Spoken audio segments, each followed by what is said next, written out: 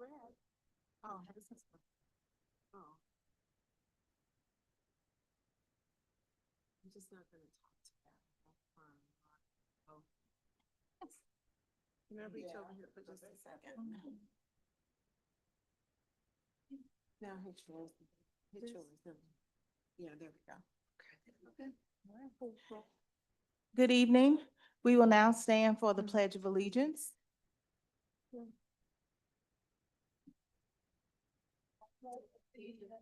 the flag of the United States of America and to the republic for which it stands, one nation, under God, indivisible, with liberty and justice for all.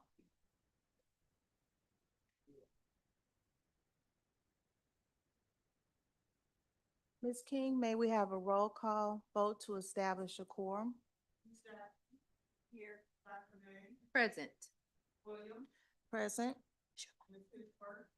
Present. Ms. Lane. Here. Ms. Real. Present. And Dr. Coleman. Present. Thank you. Next, we will have the board norms by our board vice president, Ms. Tisworth.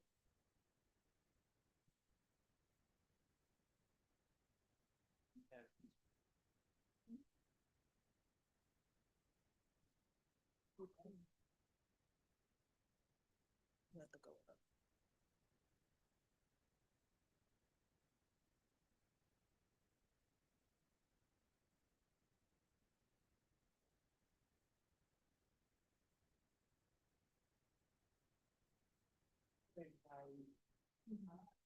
Sorry. Board education norm. Number one. Board education norm, number one. Pause to hear all voices after someone speaks. Number two, consider all options. Number three, assume positive intentions. We have a collective agreement, part two. Collective voices to reach decisions. Number two, honor and respect the work of the board. Number three, monitor and supporting the board's decision at all times. Number three, be prepared for meetings. The board will review the packet details and submit questions within the established time frame.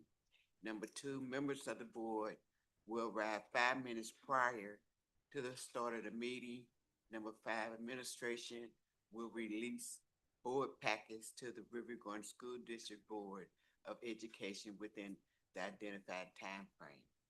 Number four, not allow outside entities to dictate board actions.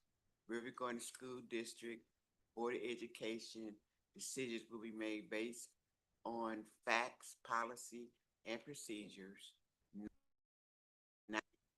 All quick.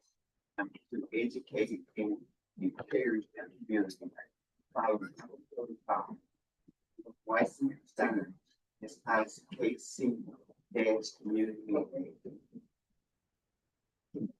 Thank you, Madam Vice President. May I have a motion to approve the agenda? Second. The motion has been made by Ms. Tisworth and seconded by Dr. Von Elliott to approve the agenda. Roll call vote, please. Dr. Coleman, Yes. Ms. Real, Yes.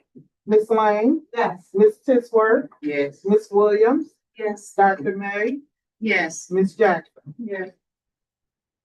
Thank you. Next, we will have Riverview Excellence. Good evening, with regard to School District Board of Education members, Dr. Patton, colleagues, communities, and scholars. Today we have several individuals being honored for Riverview Excellence. We'll try to be brief to respect everyone's time. First, I am going to ask Dr. Tasha Jordan to come up. She would like to recognize several influential individuals for the district's STEM program. And so I'm going to turn it over to her and her recognize these more important individuals. Good evening, Board of Education, colleagues, and community, Superintendent Patton. My name is Dr. Tasha Jordan. I'm the current science curriculum coordinator. And today, I want to recognize two community partners who have been really integral in our success this school year. The first one is Create a Loop.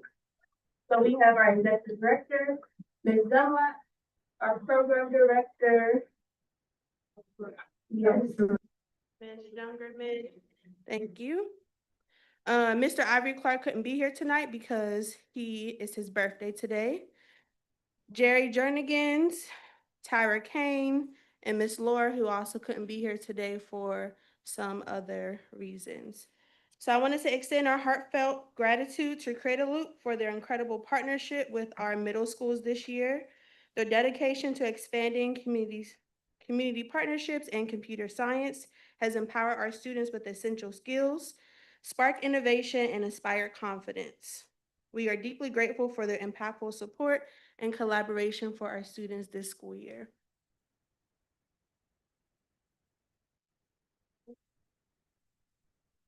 Okay, perfect.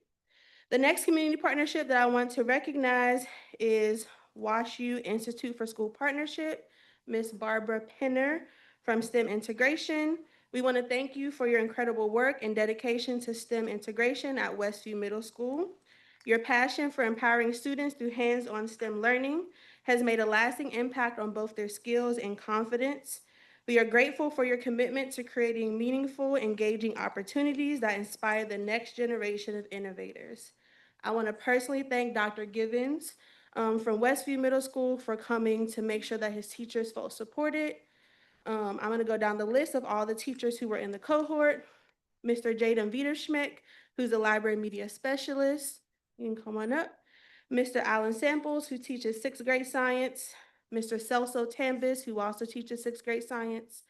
Miss Angie Datu, seventh grade. Miss Raven Smith, seventh grade. Miss Anna Pamantuan, seventh grade. Miss Jessica Stafford, eighth grade. Miss Kay Via Vincencio, eighth grade, and Miss Trinity Hunt, also teaching eighth grade.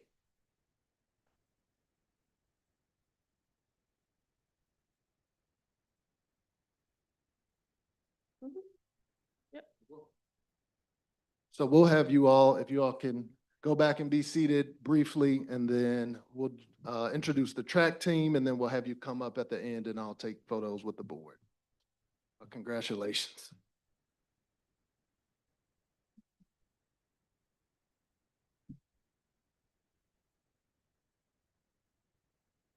All right, and next, if I can have the Riverview Gardens High School Rams and Lady Rams track team come on up.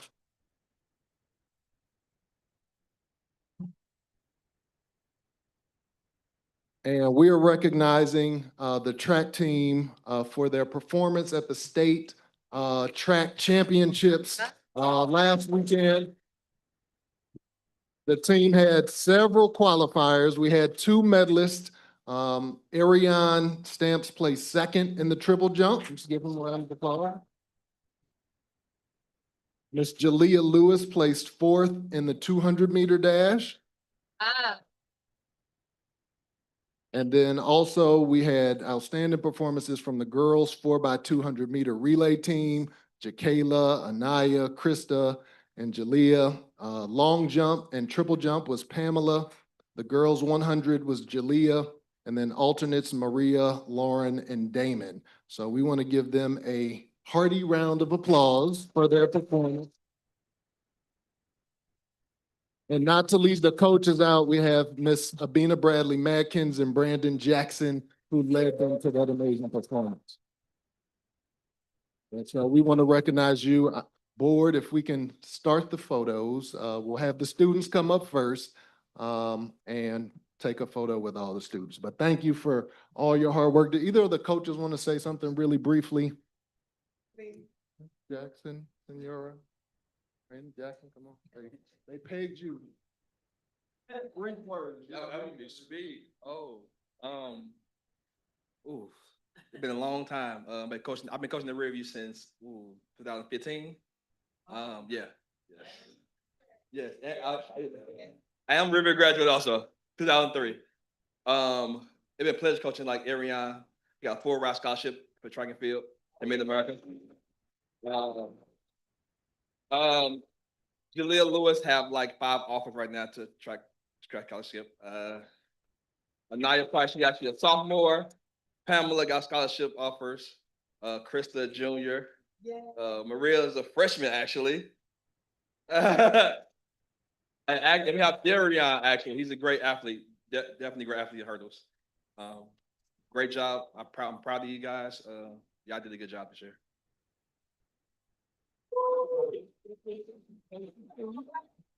Coach, come on up, coach.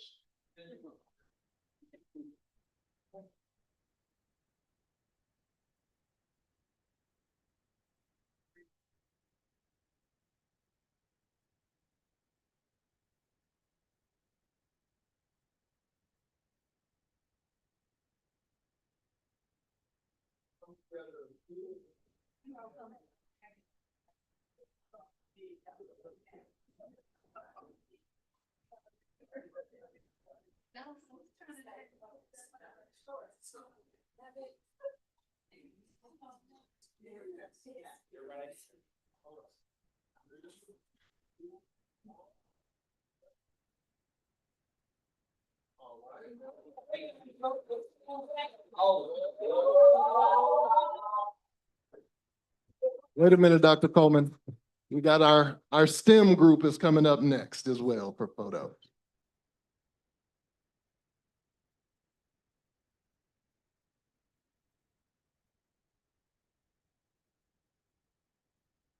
Your choice. You bring them up.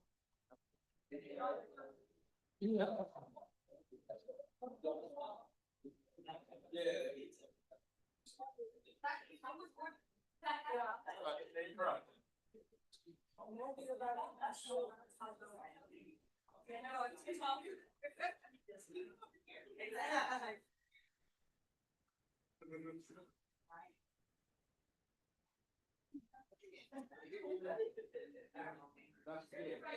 That's good.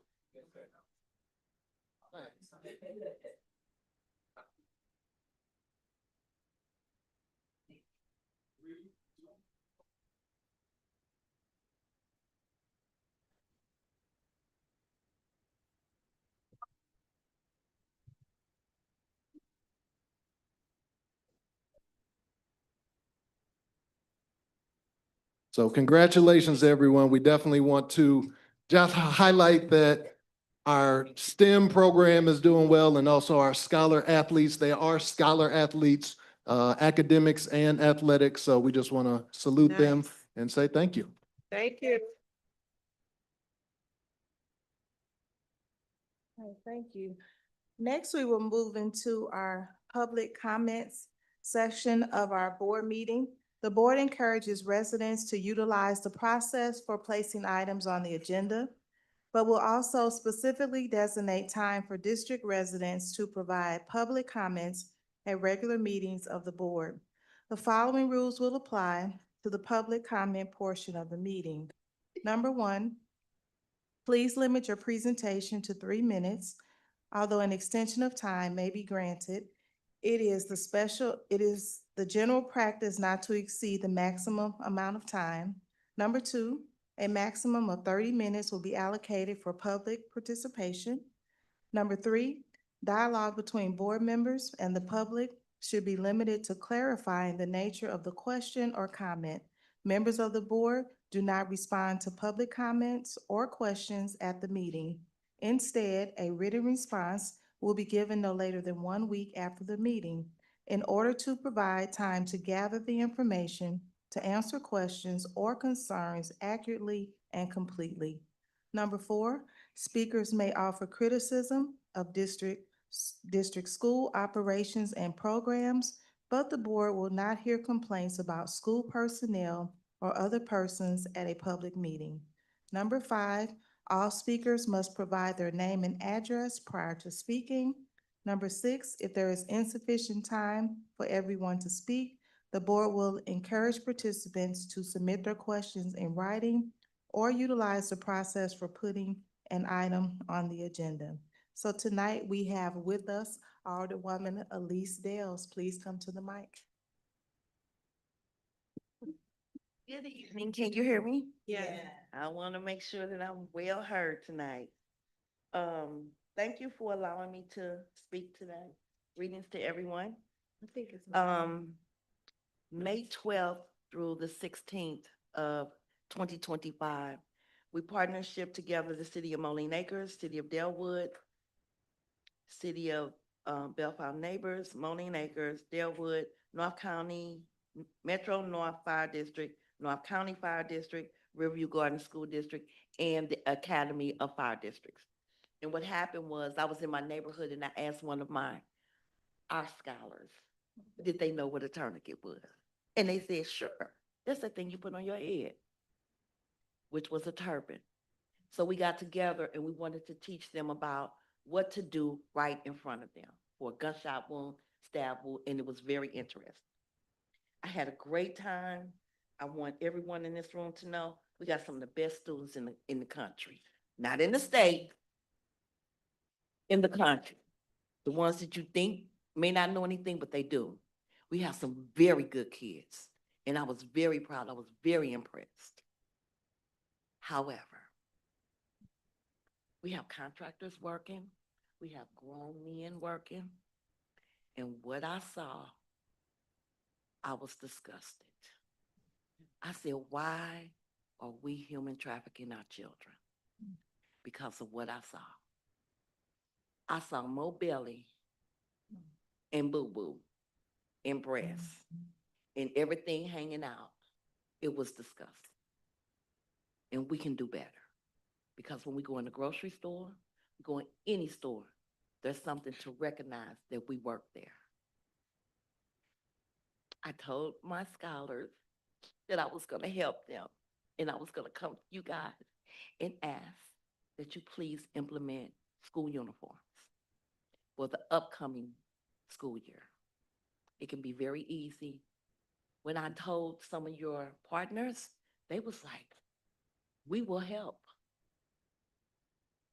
So I'm hoping that we do this because can you imagine your daughter walking down the street and all you see is the bottom of her cheeks on her butt and her belly, and then something happens to her or him, or what's those things they walk around with on their ears? All of them had them on. How can you learn? But we have some very smart kids.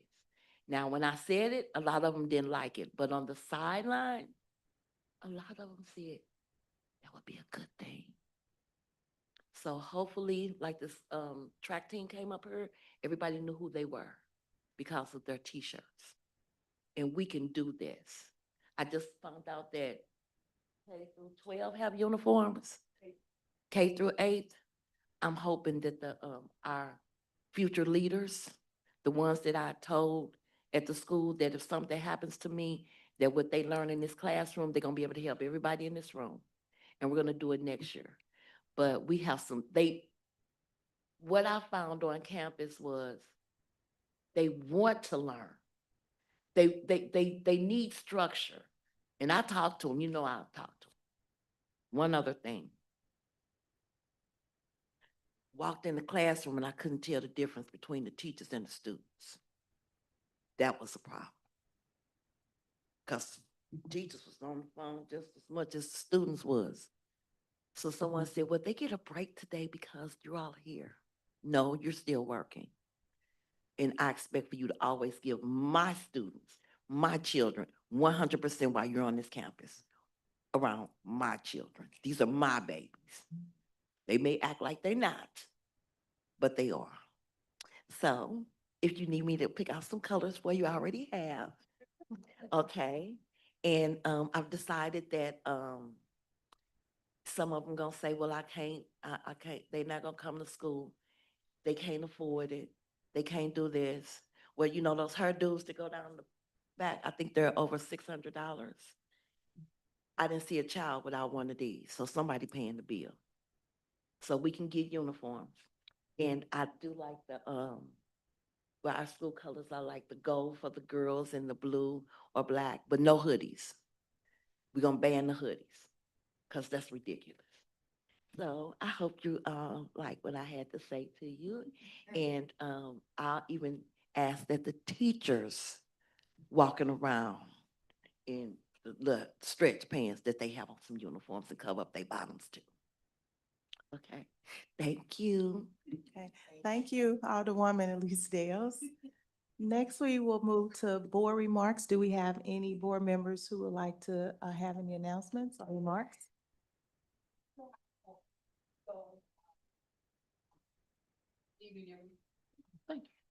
Good evening, everyone. I represent Riverview Gardens on the Governing Council of Special School District. And I just wanted to announce that I was again elected to be Vice President of the Governing Council. And I was also elected to do the PRC, which is where you take a good look at the programs and services that are going on with Special School District, and you make suggestions to either increase them or decrease them, change them, or whatever. So I just wanted the district to know that. Thank you. Dr. Von Elliott? Last week, I was asked or elected to be a volunteer coordinator for the Spirit of St. Louis, which is a group of clergy that have come together to support the disaster efforts. The community in the city, especially these churches that are starting as hubs where Red Cross is giving them resources, the food bank, they need volunteers. So if you go to United Way website and just look for the Spirit of St. Louis Task Force, please sign up. We were blessed enough in the county to not receive the same devastation. That's a reason. And I think it's an opportunity as well to serve. And so I will be sending something to communications because it's a great opportunity for our youth this summer to volunteer and serve. I'm not sure if they have to get volunteer hours, but I know if they was doing A+, they would, right?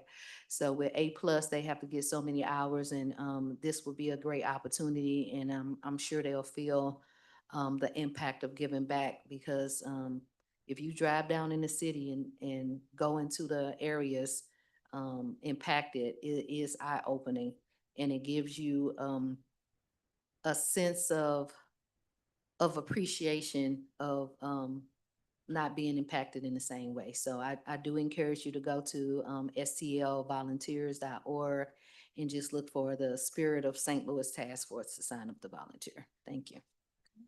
Thank you. Any other announcements?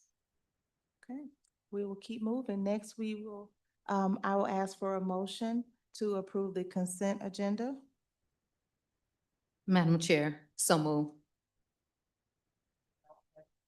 Okay, Madam Chair, I'll second. thank you. The motion has been made by Dr. Von Elliott to approve the consent agenda and seconded by Ms. Moore Real. All in favor? I'm sorry, do I have to ask for discussion?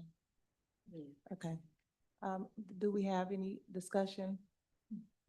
Okay. As far as your St. Louis, the churches that's involved, do they have the list of the churches? If you go online, would I find a list? You know, like I want to see if So, Zion Trump's on there. no, church. but Robert Bowie. he's the chair. But his church is not a site, but he's the chair. So when you go on the site, you will see the churches. Okay. So right now, what's on there is West Side, Christ Pilgrim Rest, and St. James AME, but there's more being added. We're on the consent agenda, okay?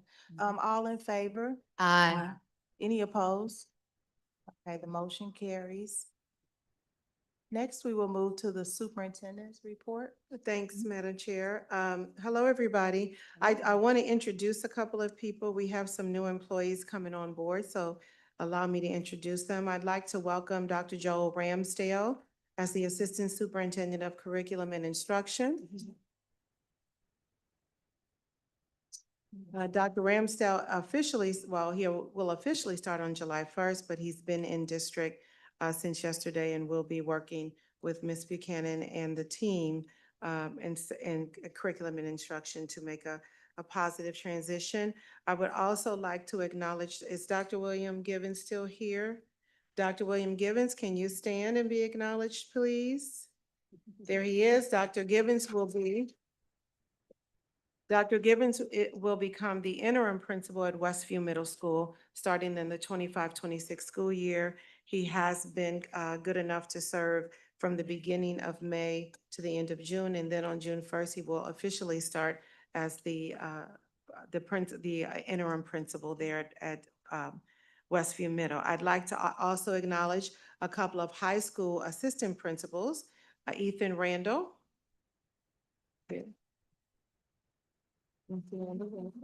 As well as Cassandra Brown. Welcome, welcome. I would like to acknowledge Ms. Kimberly Kellerkern. She is going to be the elementary principal, AP, shared between a couple of buildings, Ms. Kellerkern. And then I'd like to welcome Tuesday Jackson Beverly. She will be our new district interventionist. So welcome to our new team. We are excited, and we have, last year's theme was we have work to do. This year's theme is we still have work to do. So we will continue with that theme. We will insert the word still. That way, there's no need to buy new t-shirts. Just draw in the word still. We still have work to do, so I wanted to acknowledge them. I want everybody to get ready. We are getting ready for the 25-26 school year, which will begin on August 18th. I know people don't want to necessarily hear that in this moment, but we will start on August 18th. And the reason I'm saying that is because registration is currently open. So to all of our families who are listening, please go into our new Focus system and register your student. You will need to verify your address, proof of residency, immunizations, things like that. So make sure you start that process. It is very important because we have our back to school bash, and that's a big deal. That will happen on July 31st, 6 to 8 p.m. on the high school campus. There will not be registration during the back to school bash. Now that's different. For the last couple of years, we've offered registration during back to school bash, but there will not be any registration during the back to school bash. So please get your students registered before June 30th. Before June 30th, get them registered. That's just in a couple of weeks. If they are not registered by July 31st, there will be no tickets for book bags or the food trucks. Those are the big hit. They can jump around on the bounce houses. They can meet their teacher. But there are lots of giveaways, so they must be registered for the giveaway. So please make sure that your students are registered. And our back to school bash is usually very well attended, hundreds upon hundreds of people on the high school campus. So we are getting excited about that. Again, that will be July 31st, 6 to 8 p.m. at our high school campus. And we will have I know people are really looking for this, the alpacas will be there, just in case you're wondering. I do want to say that our elementary team recently participated in high impact training for PLCs and in strengthening the instructional practices. Our team at Glasgow and our team at Moline will become the trainers for the elementary buildings. Our secondary teams will be participating in that training next week, and then they will support each other in terms of making sure that we are able to continue the growth we've seen under our partnership with Solution Tree. So this has been very important. Also, there will be some Solution Tree content coaching happening this week at Moline in math, and then next week at Moline in ELA, and that's for all of our elementary buildings as well. And then finally, just as a reminder, our next board meeting, which was originally scheduled to be at Glasgow, will be happening right here at Central Services. They are fixing or repairing the air conditioning system. It will probably be 95 degrees, so we want you to be comfortable. So please come to Central Services. Thank you, Madam Chair. Okay. Thank you, Dr. Pat. Next, we will have items for information. Thank you. Our first item up for information is our Family Engagement Program evaluation. Making this presentation is Ms. Deirdre Liddell, Executive Director of Students and Community Support, and this is in conjunction with Policy IM, Evaluation of Instructional Programs, and IGBC, Parent and Family Involvement and Engagement. Ms. Liddell? Good evening. Greetings to the Riverview Gardens Board of Education, Dr. Tanya Patton, colleagues, and community. A few updates that we had for our parent and our PAT and our PACs, which are our parent advisory councils. We did a lot of programs geared toward fathers this year, and we had an excellent turnout. We did a father's walk. We kicked off the events with father's walks, and we had a lot of fathers come out to the point where they kept saying, hey, what else can you do for the fathers? We want more. And at one of our community town halls, the mother said, well, the fathers did a father walk, so we want a mother's walk as well. So we're making sure that we're listening to our community and the things that they need and the things that our parents need. Another thing that we listen to is collaborative events with schools. So with that, we understand that the schools have very large events, very large turnouts. So we made sure that we collaborated with the schools this year, and that helped us up our numbers for parent engagement for some of the other programs that we had. We also celebrated district-wide 314 Day. This is the second year that we've been able to do that, and we had a great turnout. We had a visit from Fred Bird, a visit from one of our news media that came and they read to the students. So we had a great turnout with everything.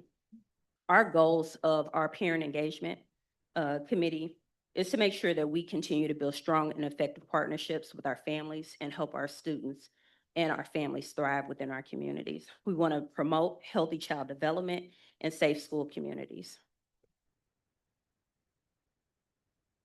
We collect information by attendance sheets. We make sure that all of our families sign in. We do pre and post surveys to see what they learned in the programs and then what programs they want to see coming up. So we make sure that we listen to that community voice. We also make sure that we listen to the things that's taking place within the community that we feel like our parents need to know. And then we've also had community conversations and coffee talks where we're making sure that we're talking to our community as they're coming in. So a little bit of data that I have are just pretty much the parent advisory councils, our parent universities, resource fairs, and collaborative events. This is our attendance for this. Next year, what we'll do is we're gonna rework our resource fairs. Our resource fairs are, just full of information. However, we're not getting the foot traffic that we need. So we're gonna rework those for next year, and we're gonna make sure that we put them in with those collaborative events to figure out how we can work and partner with the schools, because we know that the schools can get the families out. So our opportunities and next steps is to continue to increase the family engagement. Our family ambassadors, we want to make sure that we have one located at every school, and we've been working diligently to do that. Also, like I said, we're going to revamp our resource fairs, and then we're going to continue to collaborate with events. Our family dinner this year, we still had another great turnout. We even had some visitors from one of our grant partners that came and had a great time. So we want to make sure that we continue to do those family dinners as well. Are there any questions? Thank you. Yes, ma'am. I'm sorry. Okay. I raised my finger. Yeah, no problem. So for the most valuable parent recognition, what is it that they get? They get a certificate, and then they have a goodie bag. So we do have items for them. So we have a card, we have a certificate. Usually they get like a mug or a cup or something just to say that we appreciate them. And that's based on their participation in their Participation and children? feedback. Yes.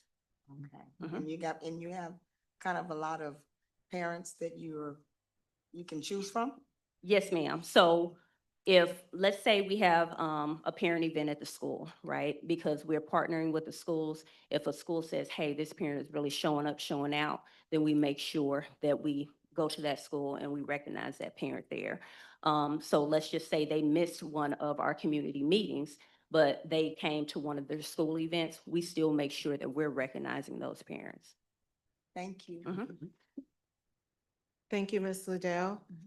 Our next item up for discussion is the budget amendment for compliance. Making this presentation is Ms. Stephanie Terry, and this is in conjunction with DB annual budget. Oh, item for information. Oh, I'm sorry. Hold on, Ms. Stephanie.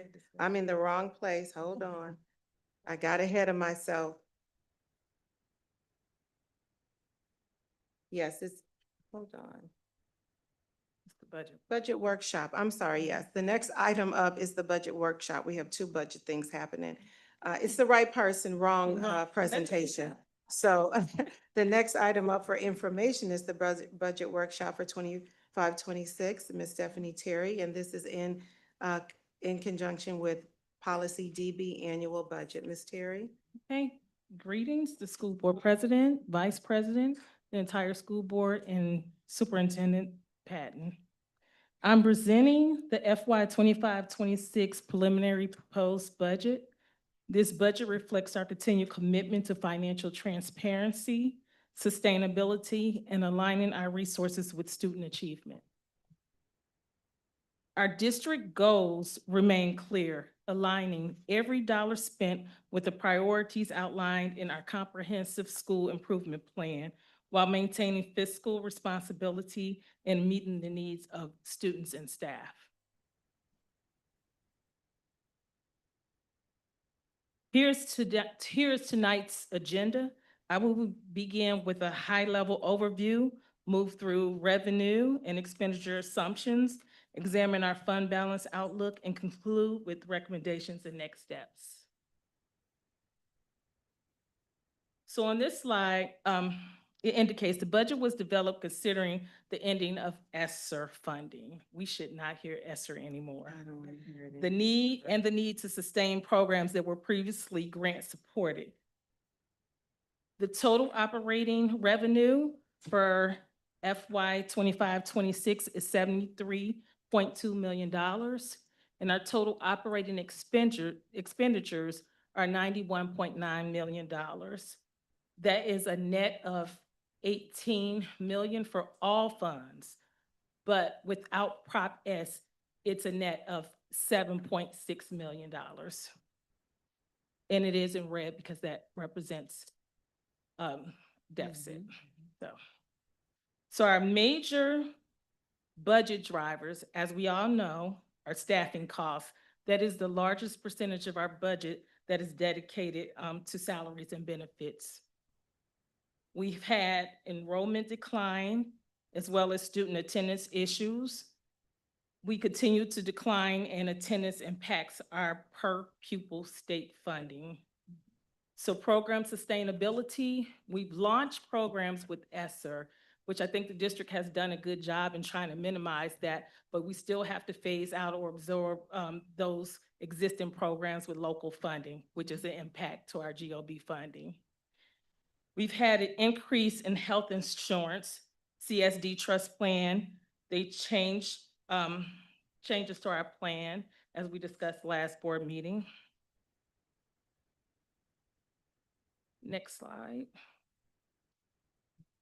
So the fund balance is expected to decline from 37.1% to 17.65% for FY 26 year. While it is still above our 15% policy threshold, this trend emphasizes the need to reduce spending. On the capital side, we thank the voters for supporting Prop S that has allowed us to address critical infrastructure needs. To control costs, we have reduced staffing, cut discretionary spending, budgeted vacant positions at standard rates, and these steps help close the gap, but we still know we still have work to do. We've done all of this in an effort to avoid disruptions to for instruction. Next slide. Even as we tighten spending, we are investing in what matters most. We continue evaluating staffing needs and exploring new revenue opportunities for the district. We've focused on student achievement for curriculum support, teacher recruitment and retention by offering a 1.5% salary increase that has been built into FY '26 budget. And of course, technology is always at the forefront so our scholars can remain competitive. So recommendations, as we proceed throughout this year, we continue to phase out ESSER-dependent expenses, monitor staffing levels in relationship to enrollment trends and needs, explore revenue opportunities, including the potential levy adjustments, maintain transparent communication with all stakeholders. So the next slide, I will talk about revenue assumptions and building the budget. Since 2025 is a non-reassessment year, real property revenue will remain relatively flat or unchanged. We have budgeted conservatively for state formula and transportation reimbursements. And as of right now, there are no known additional revenue allocations for the district. So as you see, this graphic shows projected revenues by sources. While state and federal remain key, local revenues remain our foundation. And we will continue to monitor that throughout the fiscal year. It's broken down by local, county, state, federal, and other funding, or by dollar amount as well as percentage. So you can see the highest percentage is state and federal, state and local are neck and neck. Next slide. This is just a detailed roll-up of expenditures by fund and by object code. So you could kind of get a clearer image of what makes up our budget. On the expenditure side, salary and benefits remain our biggest cost driver. We have also seen increases in operational areas like transportation and food services. Staffing levels continue to be monitored based on enrollment trends. Next. This slide shows projected expenditures by categories, and it is broken down by the dollar amount as well as the percentages. And as you can see, keeping in alignment to what I spoke to earlier, the salaries and the benefits are the biggest driver. The next couple of slides show the expenditures broken down by fund and then by object code, so you can see in greater detail what we're spending money on. So the next 3 slides represent the breakdown.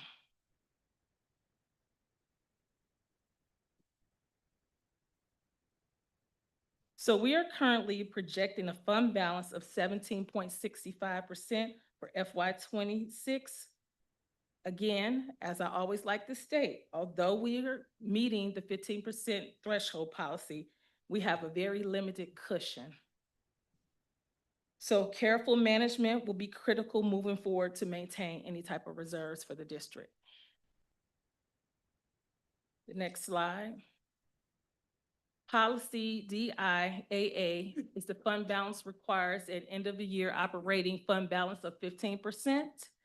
If the fund balance falls below the 15% floor, the board will have to develop a plan to replenish the fund balance to the established minimum level within 2 years. I just want to keep reiterating that. Proactive budget management is key to ensuring we don't reach that point.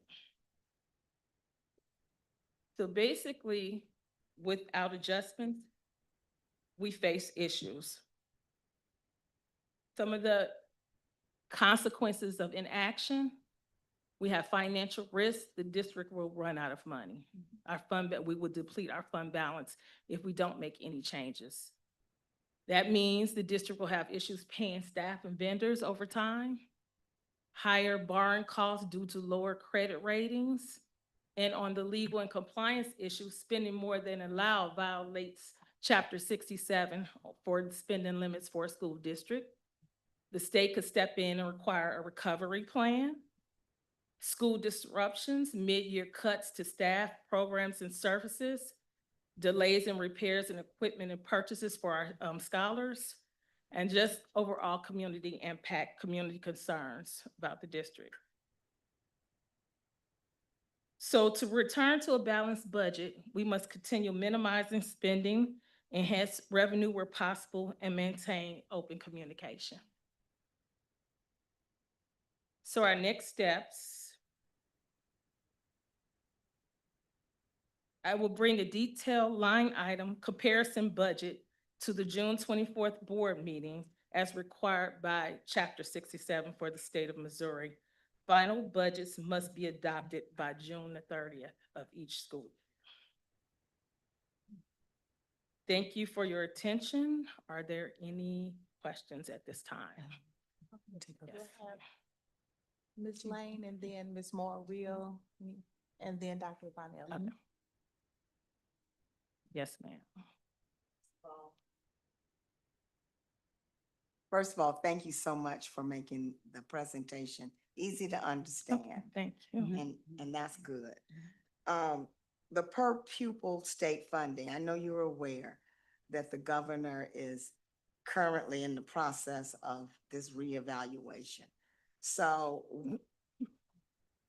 if that per pupil funding amount decreases, Decreases, or you saying increase? decreases, Decreases. or becomes more conservative, let's just state it that way.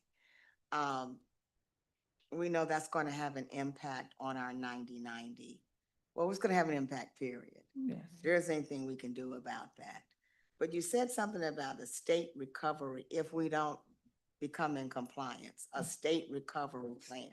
What is that, and how can the state interject when they are actually responsible for some of the changes in the per pupil funding? Well, based on the last conversation I heard, they were talking about fully funding the state funding, which is more money. However, we've all been advised, I met with a few of the CFOs in the district and in the local area.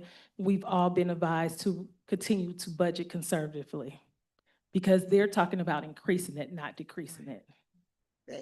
They are talking about increasing. Yes. it. Yes. Okay, so that's an update Yes. from what I heard, and that's a good thing. But regarding the funds that the state is considering regarding financing private schools with public funds. Yeah. What's the latest update on that? The latest update that I've last seen, that it didn't pass, but I know we're constantly going out, sorry, bless you.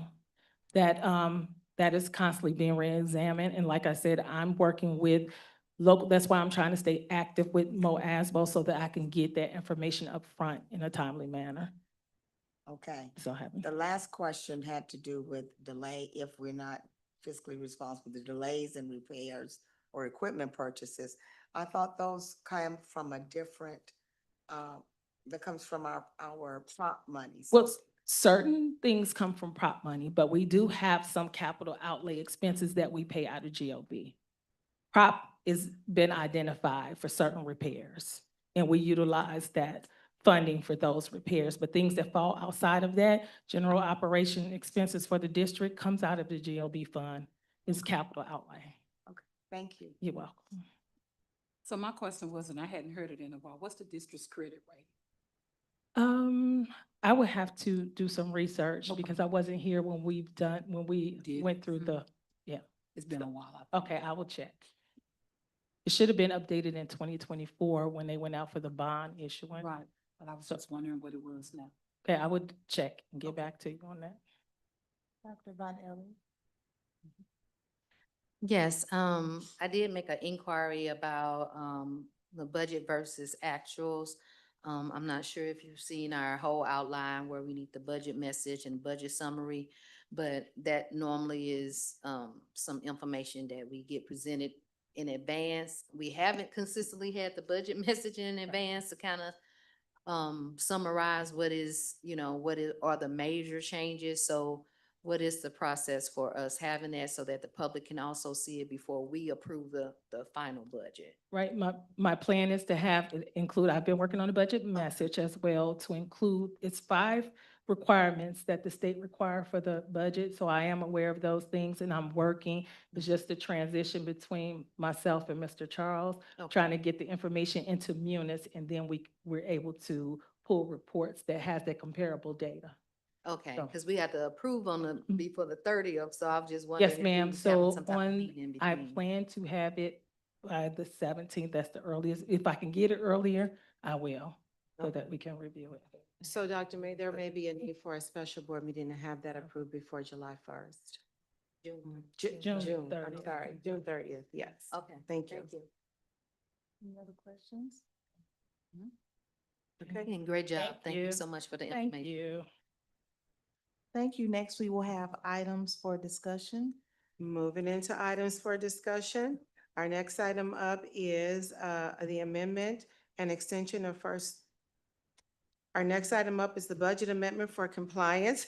I noticed you didn't move, Ms. Terry, so that told me.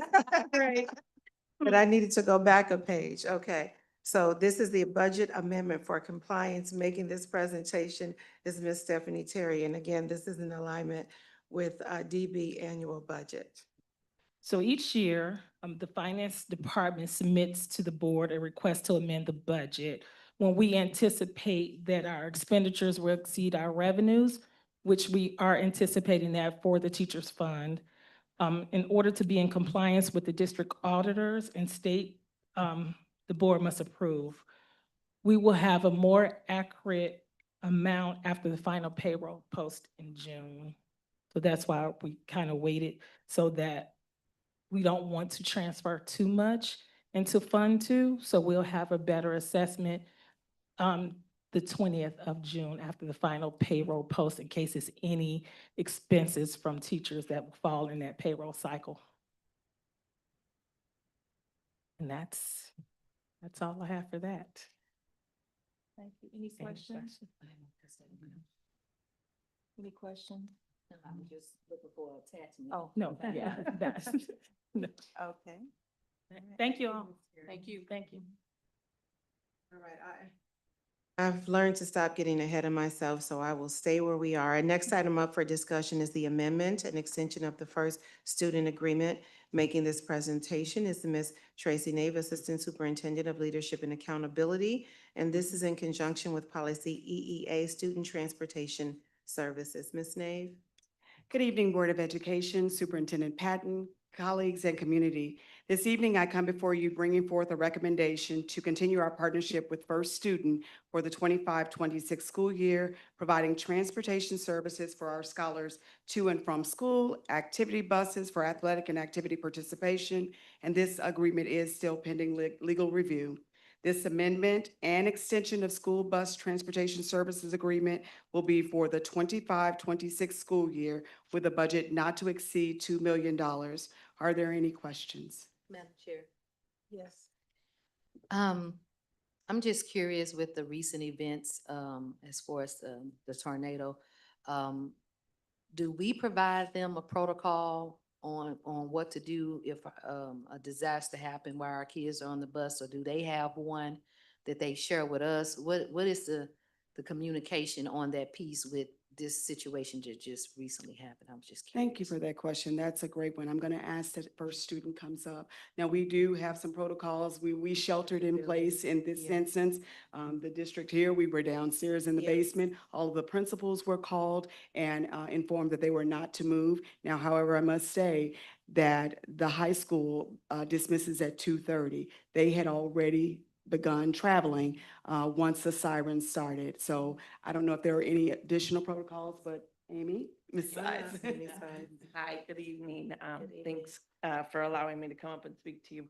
We do have SOPs in place for that situation that the locations are aware of and share with the district. We probably need to make sure that Ms. Nave has that information so that she can share it with you guys or come back and present it to you guys also. But we do have SOPs for the drivers and the staff at the location. Okay, thank you. Okay, thank Ms. you. ma'am. Maeve, I do have a Oh. question. Is this an increase to the contract amount or is it? I kept the contract amount the same. There is no actual amount on the agreement. It's, we're going to be monthly invoice. I kept it at the 2 million based on, last year. Okay, thank you. Uh-huh. Thank you. Thank you both, Ms. Nave and Ms. Size. Our next item up for discussion is the lawn care and grounds maintenance. Making this presentation is Mr. Carl Scheid. He is our Executive Director of Facilities and Food Service. And this is in conjunction with Policy DJF 2 Purchasing. Mr. Scheid? Good evening, Board of Education, Dr. Patton, colleagues and community. I come before you with an item for discussion as it relates to our lawn service. We are currently in on our final year of our agreement, this fiscal year, with SNS Nelson Lawn Land Services. In consideration of our budget situation, we did reach out to SNS Nelson to see if they would be agreeable to do a one-year extension if they were able to hold that cost at the current levels. They are agreeable to that. So the item that's being presented to you is for a one-year extension for the cost to remain the same. And then what we will do in the 26-27 fiscal year, we will put it out to bid and then see what the outcomes are. So be happy to take any questions you may have. Okay.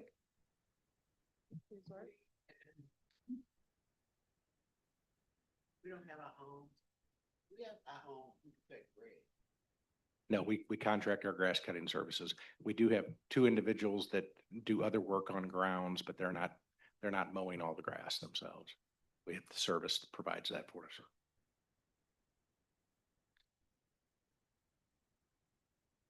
Sure. Just a quick question. So we are in compliance to do an extension versus doing a bid right now? Correct. Okay. Okay, Mr. Scheid. You Okay. can stay put because you are up next for the furniture purchase for our Riverview Gardens High School cafeteria PAC. And this is in conjunction with policy DJF purchasing. Okay. Obviously, good evening once again. The item I'm bringing before you for discussion is the purchase of furniture for the high school cafeteria PAC in collaboration with the high school administration. We partnered with CI Select, who is is the designated Education Plus cooperative purchasing vendor, to seek seating for the high school PAC area. The seating will serve the daily needs of the school as well as provide seating for other events in the PAC. So if you're not familiar with the cafeteria and the PAC, it's all one large room. As you move across the cafeteria, you go into the PAC, which is a kind of a tiered area that is adjacent to the stage.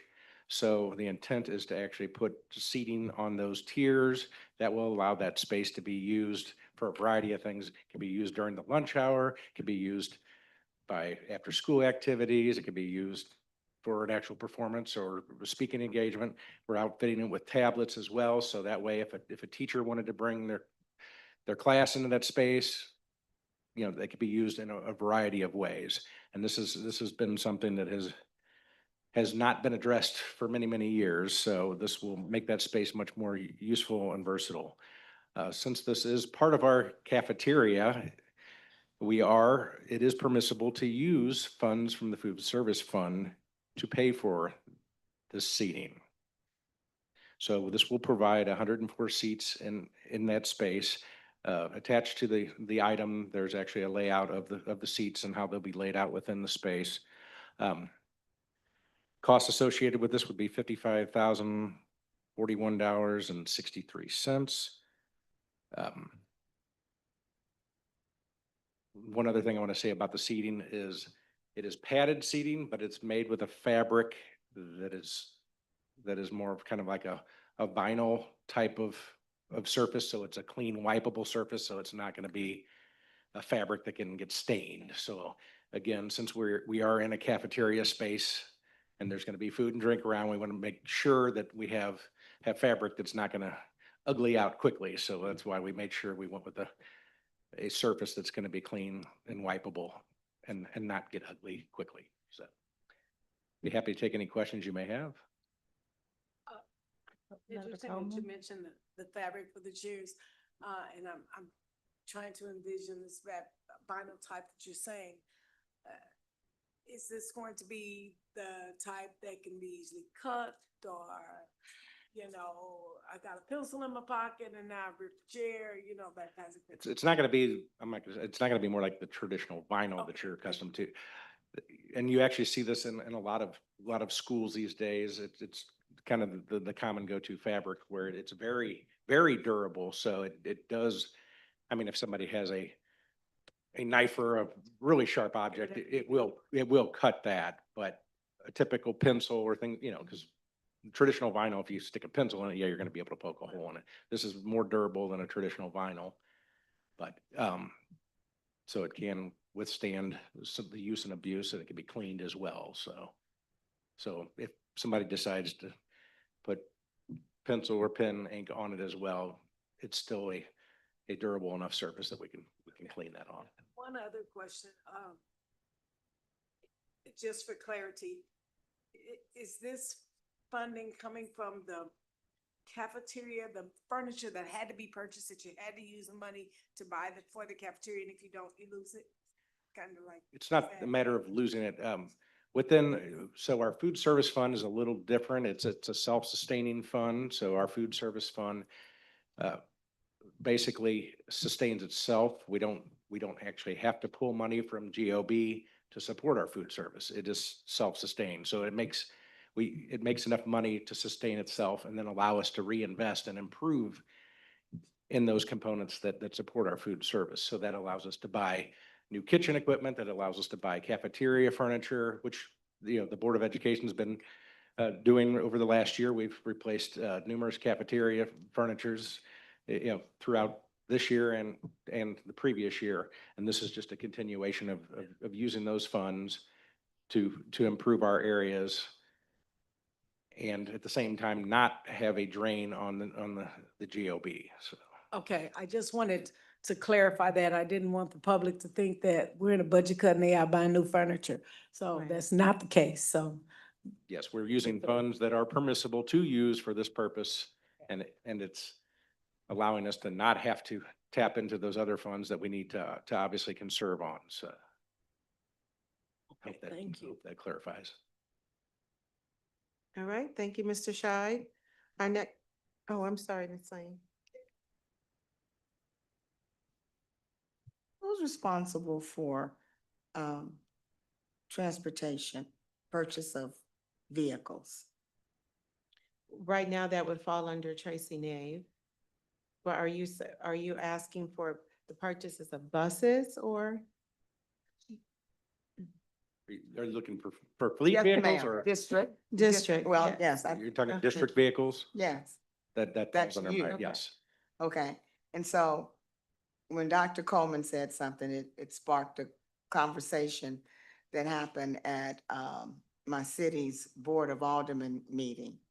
And the conversation actually had to do with the condition of Shepley Road, the poor condition of Shepley Road. And Riverview Gardens School, cars are running up and down the road. And then, why do you need 38 cars? And I said, I'm not aware of that. And the citizen cornered me because she saw on the tag RG-38. And she assumed that our cars were numbered by the Number of cars we have. And if you're, yes, and the concern was, you all say you need money. And I've asked you several times, why do you need to keep buying cars, and you keep buying cars? And I know that's not on the agenda, Superintendent. No, it's. No, But it is a community concern Absolutely. that I have had more than once from this one citizen. So, first of all, my understanding Shepley Road is maintained by St. Louis County, is it not? Either that or Bell Or Fountain. Bellefonte, I'm not Yeah. sure either. But the fact that our vehicles are running up and down Shepley Road with all the potholes and what have you, and there are 38 of us. Do we have 38 We do cars? not have 38 vehicles, so. Okay, That is, since the inception of the district, they started long ago with one, and some of those numbers have been recycled, some of them have not, so we do not have 38 vehicles. So there are license plate numbers that do go up to that point, but that doesn't mean we actually have 38 active vehicles running around the district. That is not the case. So, and then I do want to clarify that our vehicles are actually leased. So the district actually moved into a leasing scenario okay, numerous years ago, as do many school districts, so that we're not coming out of pocket and buying these vehicles on a Okay. regular basis. So we are in a lease program with Enterprise Fleet, and that's something that's actually offered to all the districts in St. Louis as well through some of the purchasing co-ops. And that allows us to manage our budgets a little bit better and not have to go out and buy $30,000 and $40,000 vehicles on a regular basis. And we can keep our fleet young and rotate vehicles in and out as they start to age and before they start incurring a lot of maintenance and repair issues. So. okay, thank you. Thank you. Thanks. Ms. Lane, I apologize. When you said transportation, I went to student transportation, first student, and tracing the age. I'm sorry. You meant district vehicles. Thank you, thank you, thank you. The other thing that I was hearing, in reference to what, Ms. Lane mentioned is, do the vehicles are they taken home by the staff? Because I think that was what was mentioned, like they saw them at a certain time of the night, like it was past work hours, like do they get to take them home? There's only a few staff members that have that privilege to Okay. take the vehicle home, but it's not all staff. Okay, all right, thank you. Okay, thank you, Mr. Scheid. Our next item up for discussion is the memorandum of understanding for student support services. Making this presentation is Ms. Deirdre Liddell, the Executive Director of Student and Community Support Services, and this is in conjunction with policy DJF purchasing. Ms. Liddell? Greetings again. Memorandums of understanding play a crucial role in supporting the Riverview Gardens School District. Our partners bring in resources that enhance and positively impact our students' academic, health, and social-emotional outcomes, while also improving the overall school climate and culture and community. I bring before you today 4 MOUs. The first one is BJC Behavioral Health, which provides us nursing and observations for mental health support of our scholars. The second one is NAMI, which is National Alliance on Mental Illness. The third one is Presbyterian Children's Home and Services, which provides mentoring program for our scholars. And then our last one is a brand new one, and it was with Fresh Start Community Coalition, and they will offer parenting classes for our community that will help with substance abuse, wellness, and other outreach initiatives. All of our MOUs have been vetted by legal, and they're at no cost to the district.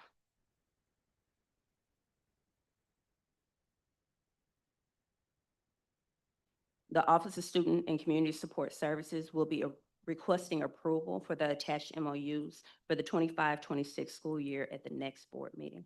Are there any questions? I have a question, Ms. Liddell. Yes, ma'am. How would families or parents get connected with Fresh Start? Okay, so we're going to send the information out. We do have a liaison that's working with Fresh Start Community through our Project Aware grant, which deals with mental health. So she's reaching out to our families to make sure that we can get the sign up. And they have provided information to us that we're just waiting to send out for it to be approved, after it's approved. Thank you. Yes, ma'am. Okay, Ms. Liddell, moving right into contracts for student support services. This is in conjunction with DJF purchasing. Okay, so we have, so the next one is a contract through a grant. Grants also play an important role in supporting our scholars with social emotional support, mental health, and other character education. This contract is for Sultan Muhammad, which has a self-love program. The self-love program is located primarily at the high school. However, he has branched out to all of our schools within the district, working with students and focusing on youth developmental and empowerment throughout. Brother Self-Love graduates scholars with his program. This year, he has graduated 10 scholars through the Self-Love program. He supports our initiatives in getting our attendance for our scholars that struggle with attendance, and then also our scholars that struggle with behavioral challenges. Those scholars that are in his program, if they're struggling, he brings them in, and before you know it, they're graduating, and their life course has definitely changed. So this contract is actually a reimbursement. So there is an upfront cost of $40,000. However, it is reimbursed through our disproportionality funds with our contract with a special school district. So at the end, the district pays $0. His MOU has been vetted by legal, and the MOU is contingent upon receiving the disproportionality funds for the 25-26 school year. I will be requesting approval for the contract at the next board meeting. Are there any questions in regards to the contract for Brother Self-Love? I have one. Yes, ma'am.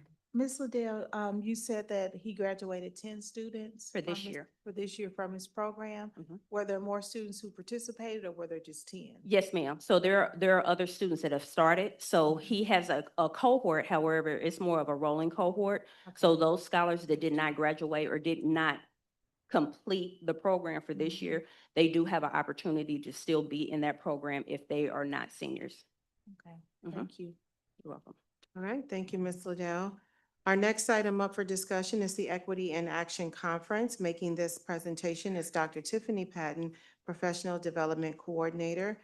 And this is in conjunction with Policy GCL, Professional Development Opportunities and Procedures. Dr. Patton? Good evening, RGSD board members, Dr. Tanya Patton, colleagues and community. This evening, I'm bringing forward the request for staff to receive a stipend for their attendance at the district's Summer Learning Conference. Proposed amount is budget restrictive while still accommodating employees for their participation during their non-contractual time.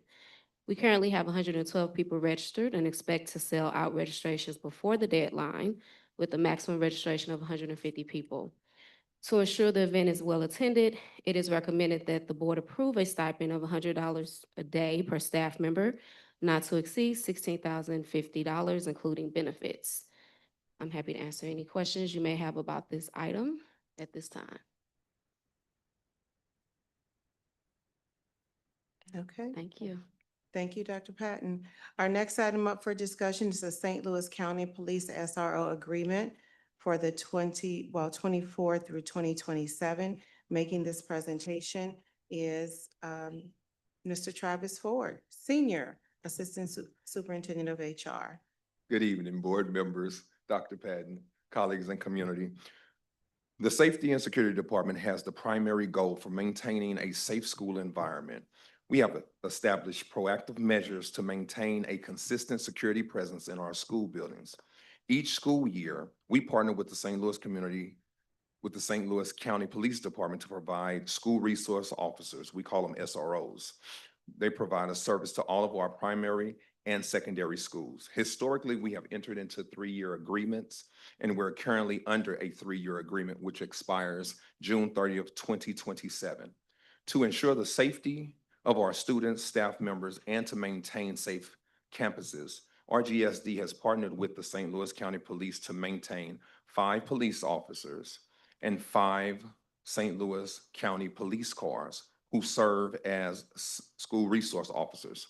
Our SROs are on our campuses on a daily basis, interacting with and assisting students and staff members. Our SROs also serve as problem-solving resources for students and the faculty in buildings and in building supportive relationships. Additionally, our SROs provide patrol activities and work with the surrounding neighborhoods toward a mutual goal and objectives of RGSD to foster a community relationship, a strong community relationship. This agreement has already been board approved for the 2024 through 2027 police service agreement. The cost for the 2025-2026 school year reflects an increase of $29,925. As a result, the total cost for the agreement for the 2025-2026 school year is $465,978.45. This is budgeted out the Safety and Security Department's budget, and it is recommended that the board approve the increased cost and the agreement of this first and renewal period for the periods of July the 1st, 2025 through June 30th, 2026. This contract is for the $465,978.45. And will be funded through the general operating safety and security budget. Are there any questions?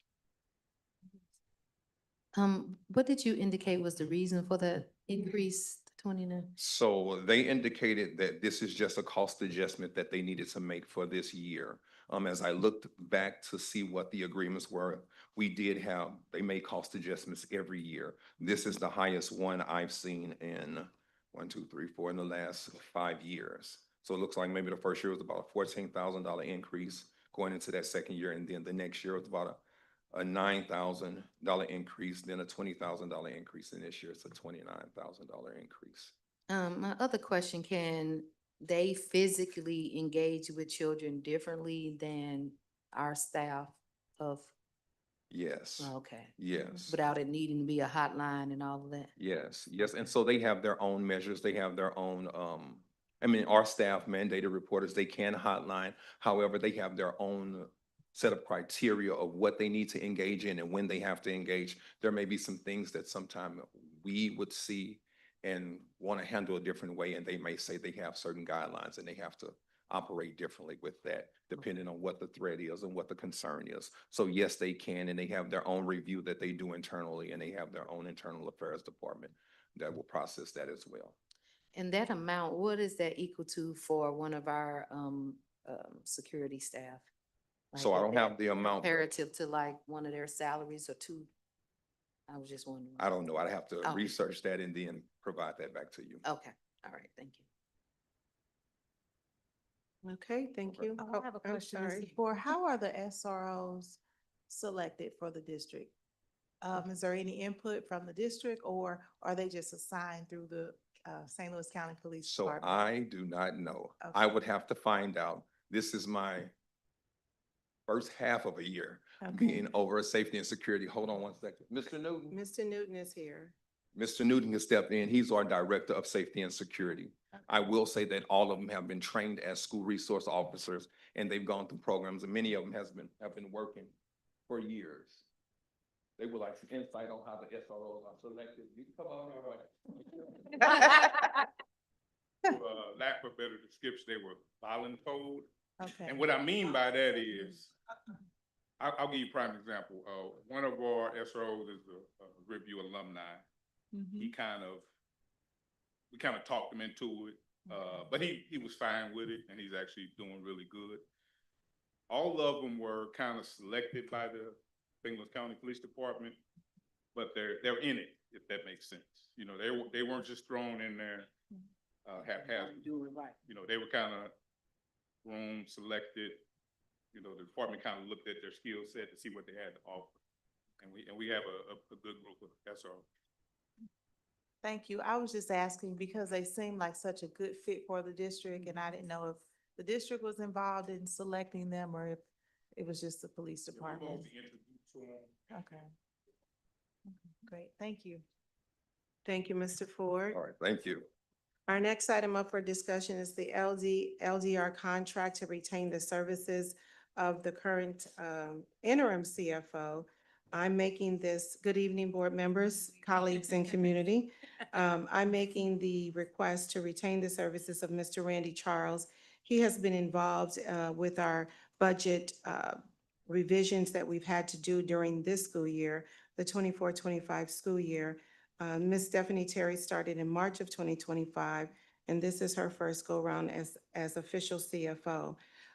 Ms. Terry will be supported by Mr. Charles in working with several things such as the ASBR, the tax levy calculations, audits, and then the realignment of our we continue to have to reduce our budget for 25-26 and then 26-27. So I'm asking the board to consider retaining the services of Mr. Randy Charles for no more than 12 hours for the 25-26 school year at a cost not to exceed $5,000 to support Miss Stephanie Terry as we step into the 25-26 school year.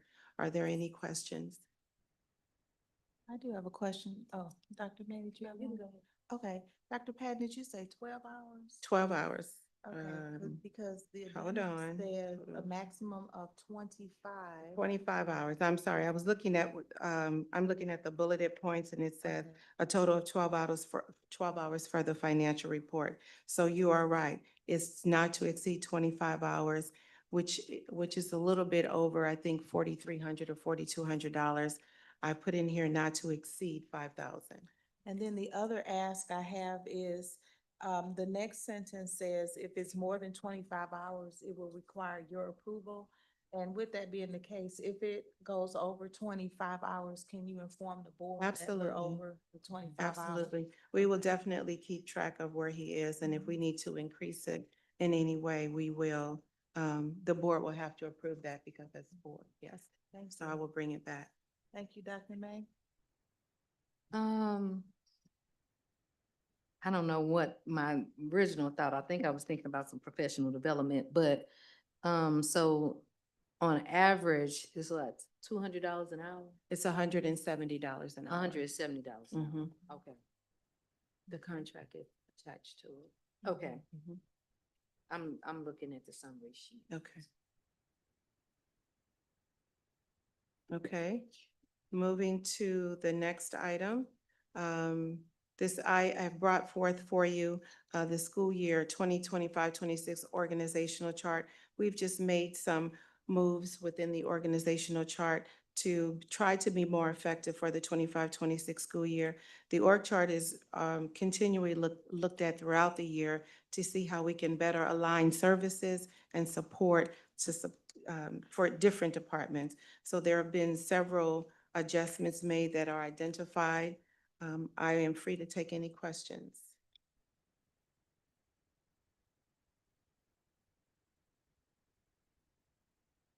Dr. May, did you have a question? No. Okay. Okay. Okay. And then our last item up for discussion is hold on, I got ahead of myself again.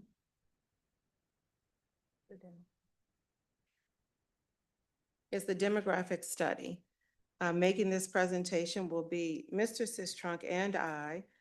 He's going to share information related to the demographic study survey. And then I'm going to talk about what we've done over the year to share this information, and then I'm going to make a recommendation to the board. Mr. Sistrunk?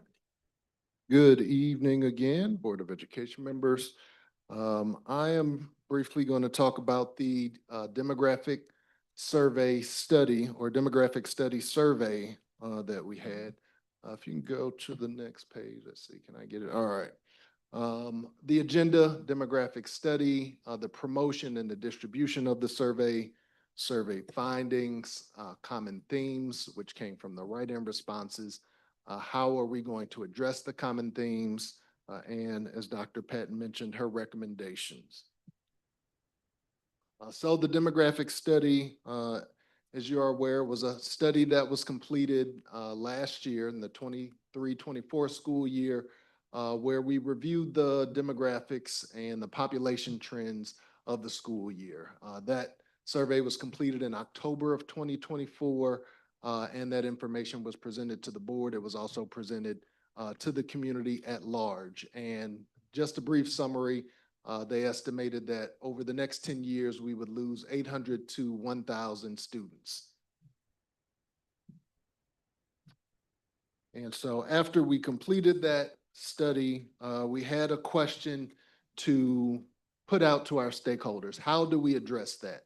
Ultimately, that is for the Board of Education to decide, but we wanted to make sure that we got feedback from our staff members, from our parents, from our residents, and from all the stakeholders in the district.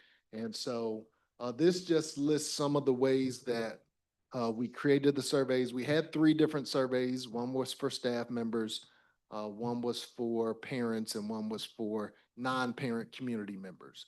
And we had in-person meetings, as you recall, where we went to different schools throughout the district and invited the community in to those meetings where we presented the information. We had virtual hybrid meetings. The first couple of meetings were just in person, but we wanted to make sure we reached the community. So we had some on YouTube that were streamed. We had some that were streamed on Facebook, and we had one that was completely virtual that was just via Zoom.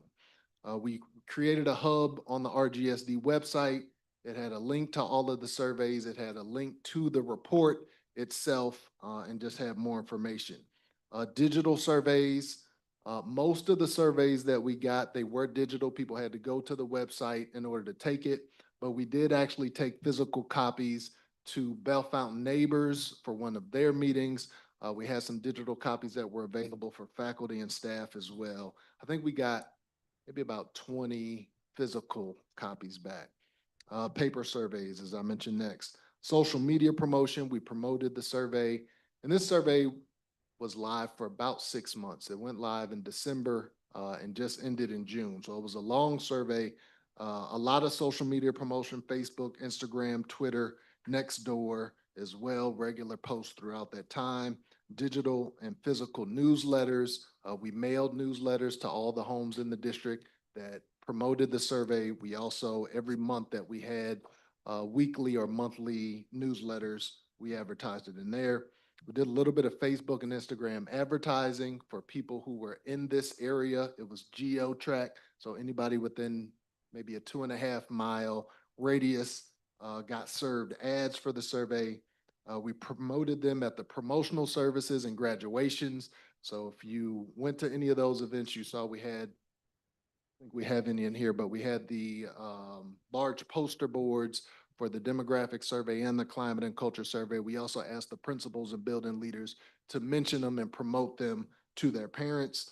We shared it with community leaders in our meetings that we have had with them. Also emailed it to the community leaders and to the clergy. We emailed them to our parents and our staff members. We sent text messages, app alert notifications. We promoted it on Peach Jar, which is sort of a digital bulletin board. And we have physical signage, as I mentioned. So there was no lack of opportunities for people to learn about the surveys and people to take the surveys over that time. Mrs. Sistrunk, did you mention us sending it out to school principals and having them put it in their newsletters as well? Yes, Yes. I didn't mention that, but yes, we also asked the schools to put it in their newsletters as well. And had signage, so when parents came into the building, they saw that information. Next, just some of the survey findings that we had. So from the parent survey, 56% of parents believe that the population trends would be significantly impacted over the next 10 years. 83% of parents felt that it was necessary to address the fact that our buildings are operating under capacity. The community survey, 78% believe population trends will significantly affect over the next 10 years. 93% that it's necessary to address that we're operating under capacity. With staff, 69% believe that the trends will affect over the next 10 years, and 92% believe that it's necessary to address that we're operating under capacity.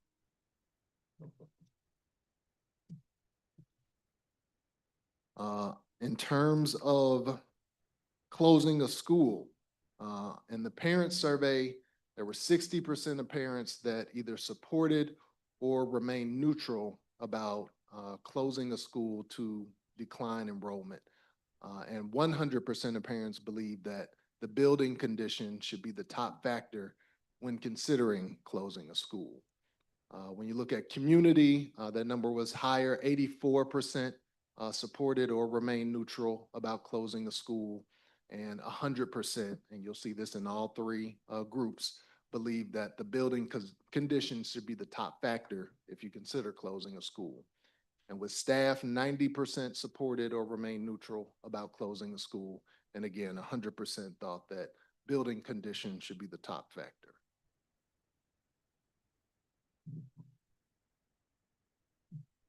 Common themes from the write-in suggestions. And here we sort of analyzed all of the write-in suggestions and just tried to group them together for common responses. So first was hire and retain qualified certified teachers. That was about 110 responses. So a lot of people felt that we need to make sure that we're putting highly qualified staff in front of our students. Improve student discipline and behavior management. We had about 95 responses that were in alignment there. Ensure curriculum consistency and academic rigor. It was about 85 responses. Under that umbrella, increase parent and community engagement. We had about 70 responses there.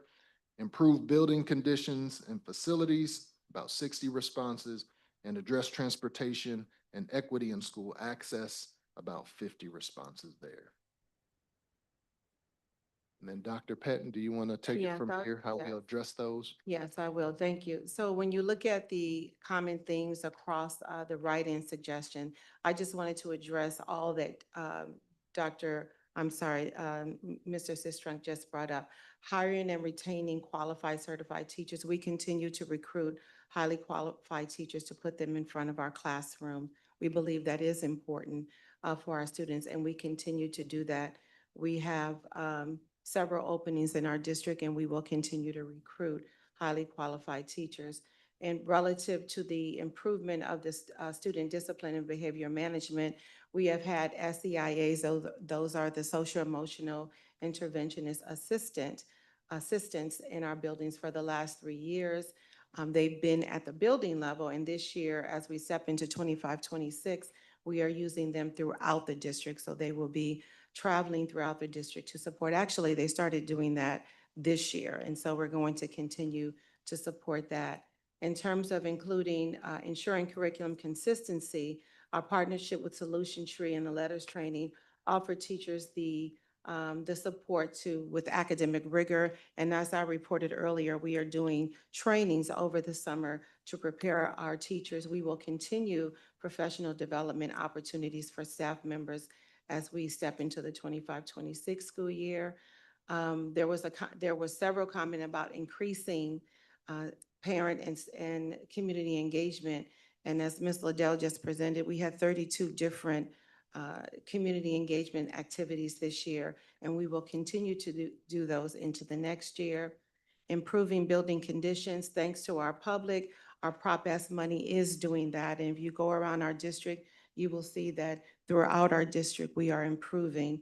And so hats off to Mr. Scheid in making sure those things are happening and the money is being used responsibly.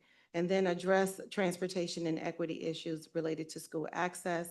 And I'll say that our partnership with First Students allow us to have transportation for all of our students who live more than a mile away, but also we spend a great deal of money on transporting our students in transition to make sure that they have access as well as making sure that students who need special transportation, we work with Special School District and First Student to make sure that they are equally supported. So with all of the information that has been presented, we started this, as you all know, we started this conversation last school year when the board gave permission for a demographic study to be conducted. We also looked at school conditions. And so one of the things that was part of that is what are the school conditions in terms of the physical deficiency? And we've concluded that Danforth Elementary School is the school that would require the most amount of funding to bring up to speed, I should say. It was designed and built with a small quantity of classrooms and large community areas such as the gymnasium, the cafeteria, and the kitchen area. Also, there are 5 different levels to Danforth Elementary School, and there are no elevators within the building. We have lower student capacity there relative to all of our other schools. And as it relates to the ADA accessibility, we often, we have a few students who, that is their home school, but they have mobility limitations, and so we actually have to bus them to different schools at our cost. It will require extensive exterior building repairs. They are listed there. The original classroom carpet when the building was built, I think it was in the 60s, could have been in the 50s, in the 50s. And then, so when you look at Danforth Elementary School overall, it is the school that would require the most. Mr. Scheid, anywhere between $3.5 million to bring it up to speed. As a result of that, and as a result of the demographic study results saying that we will probably use, or predicting that we will lose anywhere between 800 to 1,000 students, I am recommending to the Board of Education that we look at closing, we consider closing Danforth Elementary School for the 26-27 school year. That would require, if the board approved that, that would require us to redraw the entire boundaries for our entire school district. That means there's a high probability that every building will be affected by redrawn boundaries. So we could balance out the elementary attendance better. I've been showing the map where you see that Danforth actually goes from all the way from 270 in Riverview all the way over to Halls Ferry and Lucas and Hunt. So it takes up a great deal of our area. And it's the school that takes up the largest amount of area. So therefore, when you close a school like Danforth, it will be necessary then to redraw our boundaries to better balance the elementary enrollment, as well as when you look at some of our middle school enrollment. A high portion of our district is assigned to Central. So there are some apartments that are right outside of Westview Elementary School. Those students can see Westview, but they attend Central Middle School. So with all of that in mind, when you think about needing to reduce our budget reduction and reduce our costs, I am asking the board to consider the closure of Danforth Elementary School. It will impact, I want to make this clear to our community, it will impact the entire district because we will have to redraw boundaries. If this is approved, what we will do is put a community group together that will include some of our administrators, some teachers, some students, some of our parents. We would spend 25, 26 building the plan, and then we would move forth with closing that school for the 26, 27 school year, having redrawn the boundaries. Also, I do want to mention that our staff would be reassigned to other buildings as well. I'll take any questions you have at this time.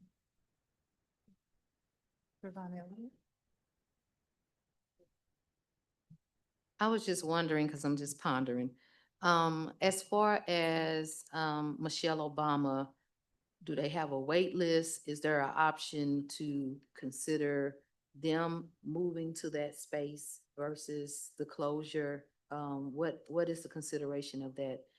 Is it just the cost, or is that an option to say, let us now house Michelle Obama and increase preschool options to our children? I was just curious about that. So I haven't considered that, but I can tell you, if we utilize the building for our younger students, it creates a mobility issue because there still is not an elevator. They still have 5 different levels. They still will be required to go up several stairs. And in terms of capacity, I don't know if that building has the same capacity that Michelle Obama has. So Mr. Scheid, can you speak to that? Yeah, there is another consideration as well. Obviously, when we're dealing with our little people, we need to have adequate restroom facilities, adjacent to, within those classrooms and sinks and so forth. And the current configuration of Danforth does not allow that. So it would take extensive renovation just to make that a possibility. Okay, and my last inquiry, we did get an email from the charter school again asking about using the space. I don't know where the legislation is, that was proposed by, one of the state reps about vacant buildings, but what's in the legislation, it speaks to other schools, like proposed schools, charter schools, private schools, whatever it may be, being able to use district vacant buildings. So I'm just wondering where we are with addressing their inquiry, and if it's not used for that purpose, what would we using it for, and what it would be the expectations possibly, given that you said is what, $3 million to do the repairs? So Dr. May, let me answer a part of that question. Relative to the usage of the building, I am trying to work with several universities to take the space over, rent it out from us, do the renovations in that. And then to me, that is investing back in the community, because our parents could use the local college. They can walk there. It's in a neighborhood. So we're trying to use the building to invest back into the community.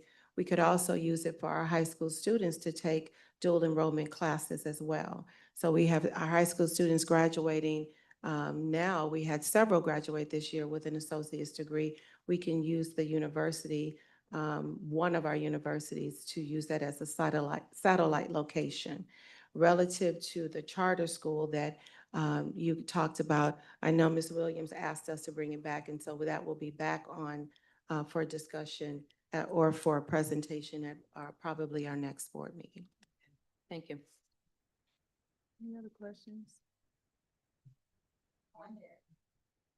No, I don't. I've been saying that you hit your hand. Ms. Lane, and then we'll go to Ms. Tisworth. Okay. So, I'm curious as to how many times we have to readdress a charter school issue when we have, as a board, already determined that that was not in the best interest of our district, number one. Do they keep getting an opportunity to ask and we keep saying no? I mean, I'm curious as to why that's even a part of the discussion. Secondly, the building. Now, from a community standpoint, I'm sure you all have to talk about how you're going to sell this to the community, because there's already negative connotations created with this. Like, we don't want a boarded up building in our ward, in our city. And from what I'm hearing you, that's not the intent. So I'm sure you will have to discuss how you're going to communicate this to the community. And when I was out speaking with citizens, in addition to dual credit possibilities, there is an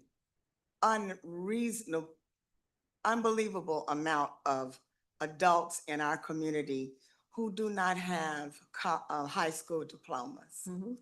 And I heard this a lot with the doors I knocked on.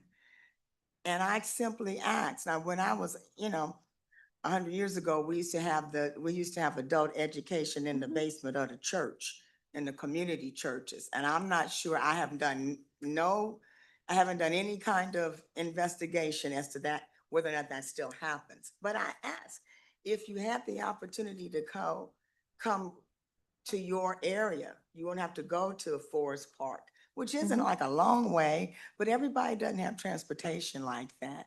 Would that be a program that you would consider? So I think more than one view of this could happen. Oh, no, Ms. Lane. So when I originally started talking about this, I specifically said adult education classes, so that we can have our community be able to walk over and get their, they call them HSETs now, high school equivalent, high school. High school equivalency test. It's not called GED anymore, but it's fine. But yes, we will, that will be part of what we would like to do, is to make sure that there are adult classes there, so our parents, high school, maybe recent high school who didn't complete can come back. So it will be a true investment in the community. So it's for the adults, it's for our high school students. It will be used for various reasons. And I feel like that is truly an investment in our community. So the goal is not to have a vacant building sitting there. The goal is to utilize that building in a way that can serve the community. And so my other question is, does the state have the authority to come into an individual school district to mandate how they use their building, our community property? Can the state say, oh, well, you've got a vacant building here, and we have all these other possibilities of the folk that want to come into the community, so do we have to even, why is that even a consideration? Do you know anything about that? Why is what is a consideration, Ms.? Is there legislation that's being proposed that if there is a vacant school building in any district, that a charter school, a private school, or whomever would have access to that? Because if that's the case, I mean, St. Louis City has like tons of vacant buildings. So in answer to your question, I am not aware of the legislation, but I can find out. I am not aware that there is legislation that will say that anyone can decide how a district building is utilized. What I would like to utilize it for is to invest in our community, but I will find out related to legislation about that, and I will come back to the board with that Okay. information. Thank you. I would like to know. I would like to know, what are we gonna do about the asbestos? I mean, it's up under the carpet, it said, the asbestos. And Yes. you're talking about, GD classes, college prep classes and all of that. So they still have to travel on it, right? Or do it not, if you don't bother it, it don't bother you? Yes, I mean, do it's asbestos, though. contained currently, so it's not an open hazard to us. The problem we have is the previous owner of that building made the decision to glue carpet on top of the asbestos tile. That carpet is well beyond its life expectancy, and it really can't get any cleaner than, no matter how much you try to clean it, it's ugly and played out, and it's beyond its useful life. In order to replace that or remove that, we would have to go through a full abatement process, which again would be, So what are you gonna do about it? I mean, you still plan on using the building? so that's a And- consideration that we will have to take in and keep in mind as we're considering reuse of that space.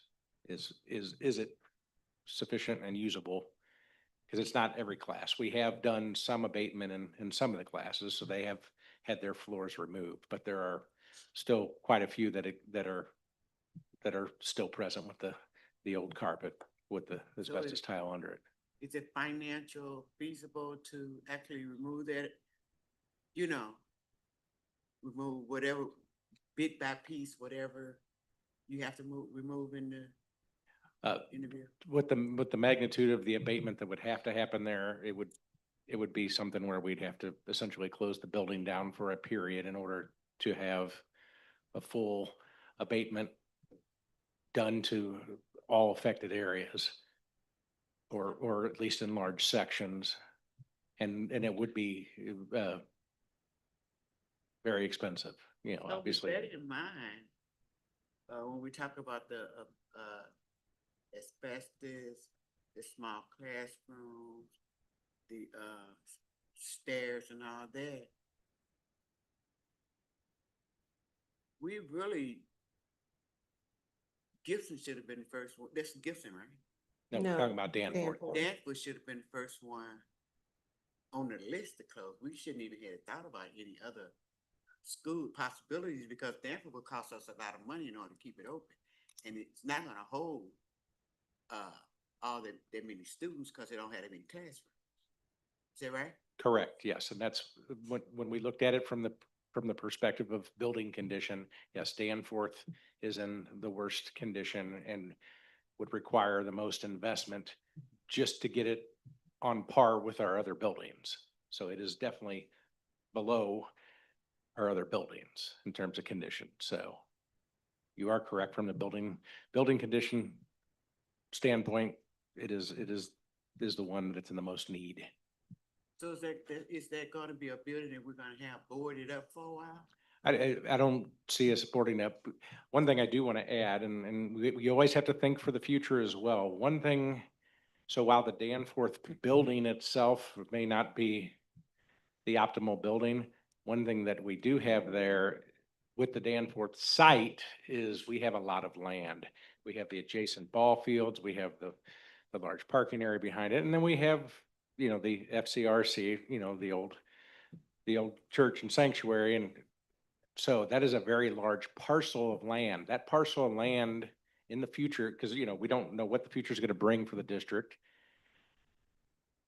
That could be a great site for whether it would be, and we're talking down the road and when funds would allow it, that could be a great site for an early childhood, for a new state-of-the-art early childhood center, or maybe a new elementary school in the future. And again, so you do have to keep that in mind when you're evaluating your properties. While the current building and the current use may not work out now, what is your plan for the long term, and can you repurpose that property for the long term to serve the need of the district? Cost you a lot of money because of the restrooms, right? I'm sorry. Early childhood will get into your pocket because you have to get those little bitty bathrooms and stuff, right? It is more expensive to build an early childhood center than it is a typical elementary school. That is factually correct. Just because it requires, so much more as it relates to the What do the this plumbing building have to do with infrastructure. the church? Is it connected It's, to the church? it is all one parcel of land, so. Okay. So it is one continuous parcel of land, from where the church sanctuary sits all the way over to where we butt up to the park, which is owned by Bell Fountain Neighbors. Okay. Thank you. Any other questions? Okay, Mr. Scheitz, I have a question. Okay.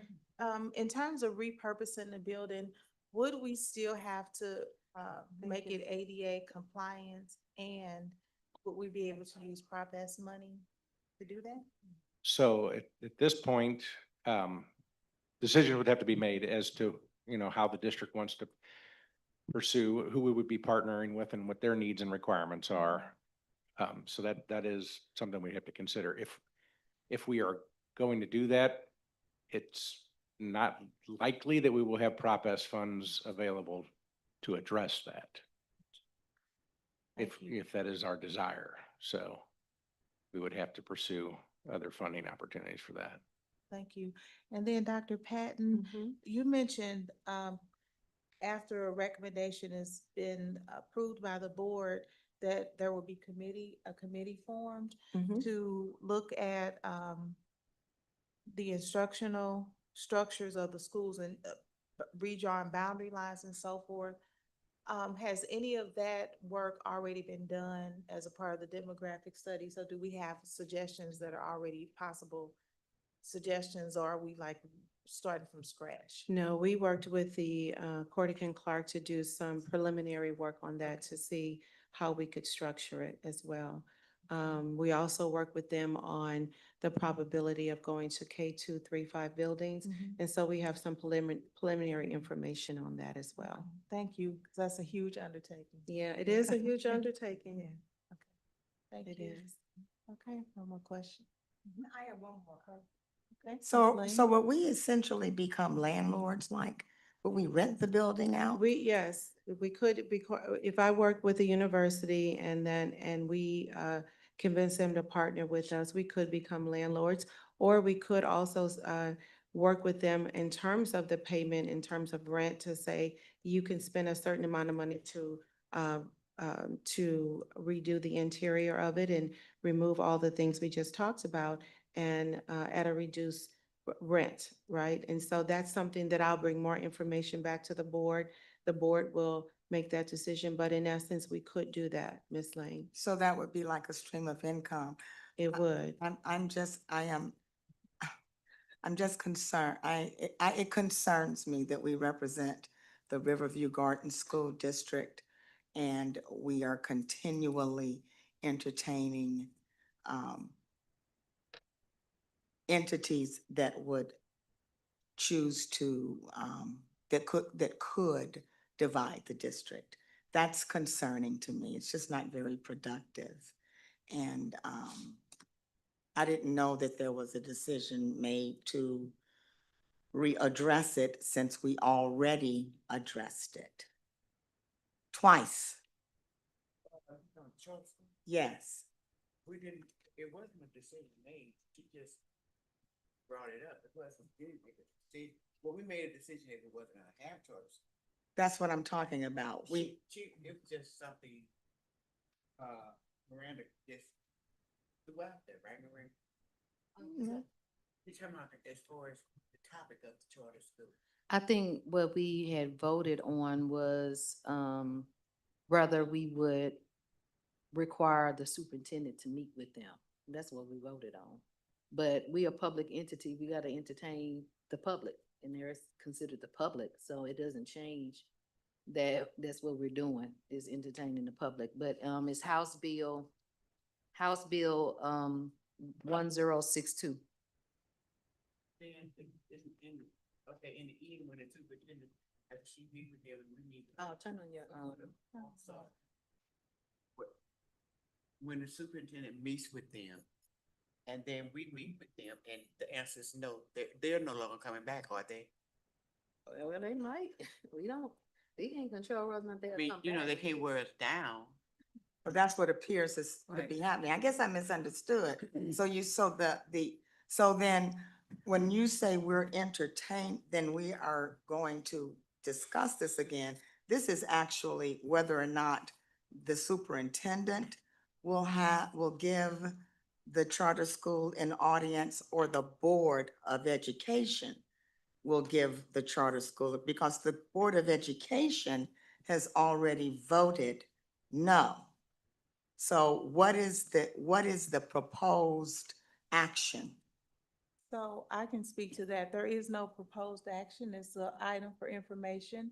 Any board member can put any agenda item on the board, Okay, on the board agenda. So that's what's happening. okay, so it's an item for For information. Right, it's not an item for discussion and action. It's an item for information. So then when she speaks to the superintendent Well- cannot make a decision without the board. Right, absolutely. Madam, And, Madam Ms. Chair. Lane, they cannot force us to, we can still say no. Even if they have a meeting, we can still say no. We still have the right to say no. They can move into our district if they wanna stack 3 houses on top of each other, they can. But we don't have to give them a building. We don't have to sponsor them. We don't have to participate. Now, we can't stop them from coming to our neighborhood, but we don't have to sponsor them and we don't have to partner with them. Thank you for that. Madam Chair, I had a question. I think I've heard this before. I don't know if it was before I was on the board. When did you all vote on them not coming? You weren't here? Mm-mm. I think that's probably information that the board coordinator maybe be able to answer. Because But- I can't tell you right off the top of my head. I just know that it has been presented to us twice. Now, I can't give you the dates that it No, happened. I was Okay. just wondering.